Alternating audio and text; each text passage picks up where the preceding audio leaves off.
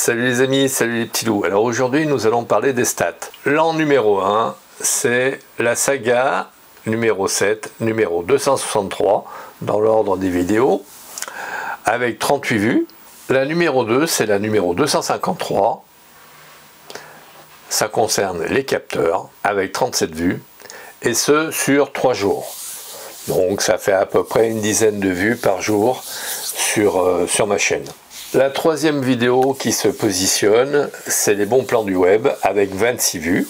En quatrième position, numéro 255, les stats. En numéro 255, les news avec 25 vues. Et enfin, en cinquième position, le numéro 259, le format des fichiers avec 23 vues. Voilà en ce qui concerne les statistiques. Nous sommes 1152 abonnés sur la chaîne. Merci à vous. Alors, je tiens à vous présenter une vidéo qui sortira dans le futur, dont je ne vous ai pas encore parlé. Alors, je vais évacuer celles qui sont déjà chargées sur YouTube, mais qui ne sont pas encore visibles. Il y a la numéro 269, qui paraîtra le 6 novembre, et la 266, qui paraîtra le 30 octobre. Alors, la 269, c'est pour qui sont faits les Z7 et Z7 II, et par extension, tout appareil photo avec une très haute résolution. C'est important, parce que plus les capteurs ont une résolution importante, et plus les pixels sont petits. Et je vous dirai l'importance de la taille des pixels dans cette vidéo. Le 30 octobre paraîtra la saga numéro 8 sur la lumière, et ce qui va clore à peu près la saga des réglages à connaître et éléments à prendre en compte. Je pense que j'ai refait à peu près le tour de la question quant aux réglages et éléments à prendre en compte. Après, nous ferons un patchwork de tout ça au fur et à mesure des futures vidéos. Ceci dit, je dois vous annoncer une vidéo qui va s'appeler Chronique d'une naissance annoncée.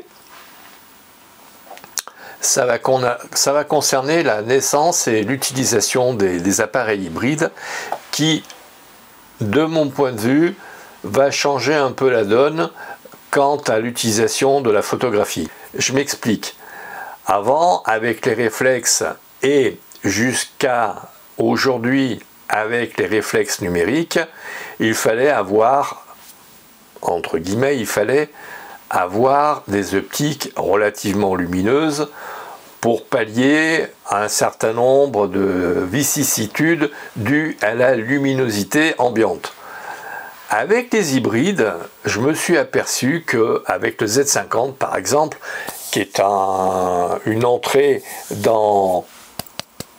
pour frapper à la porte de chez Nikon, pour avoir un hybride, je me suis aperçu qu'il était relativement très performant, notamment par exemple en contre-jour. Je n'ai pas eu besoin de faire tout un tas de réglages, zoomer, serrer pour prendre la mesure de la lumière, appuyer sur le bouton lock, rezoomer, dézoomer pour revenir en arrière pour avoir le cadrage définitif et appuyer sur le déclencheur.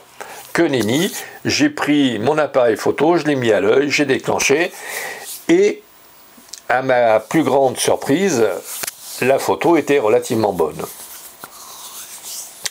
Alors, évidemment, on peut toujours retoucher un petit peu pour être perfectionniste et avoir des lumières plus justes, mais ceci dit, en automatique, la photo était déjà pas mauvaise du tout. Elle était même relativement bonne. Donc, dans la vidéo qui va arriver aux alentours de la mi-novembre, je pense. Je vais vous dire ce que je pense un petit peu de l'avenir des numériques et surtout des hybrides. Les hybrides, en gros, sont des boîtiers qui sont extrêmement performants et polyvalents.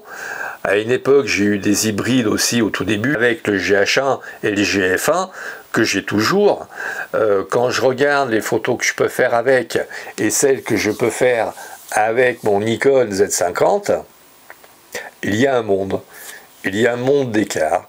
Le F1, le GF1 de chez Panasonic est excellent, enfin était excellent, maintenant il devient bon par rapport à la concurrence. Et donc dans cette vidéo, j'essaierai de vous faire prendre conscience qu'il va falloir, amis photographes, changer nos habitudes d'achat et l'utilisation de nos boîtiers. Sur ce les amis, si vous avez aimé cette vidéo, likez, partagez, abonnez-vous et faites abonner.